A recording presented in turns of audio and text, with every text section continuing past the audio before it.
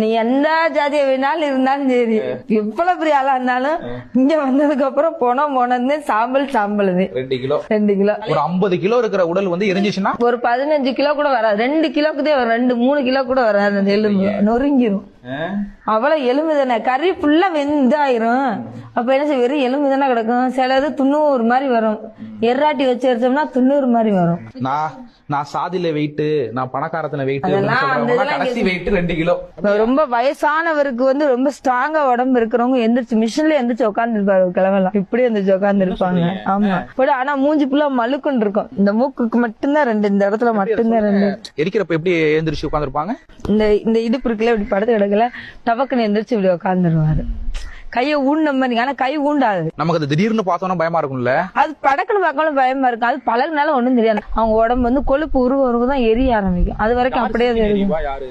Ladies வந்து சீக்கிரம் அறிவாங்க, அதாவது கொழுப்பு சத்து உள்ள எல்லாருமே சீக்கிரம் அறிவாங்க. ஜென்ஸ் மட்டும் எரிய மாட்டாங்க சாமானியத்துல. ஏன்னா அவங்க வேலை ரொம்ப அதிகமா பாக்குறவங்களுக்கு வந்து எப்படி இருக்கும் அப்படின்னாக்கும் கை காலம் ரொம்ப ஸ்ட்ராங்கா இருக்கும். அந்த கொழுப்பு கரைஞ்சிருக்கும்.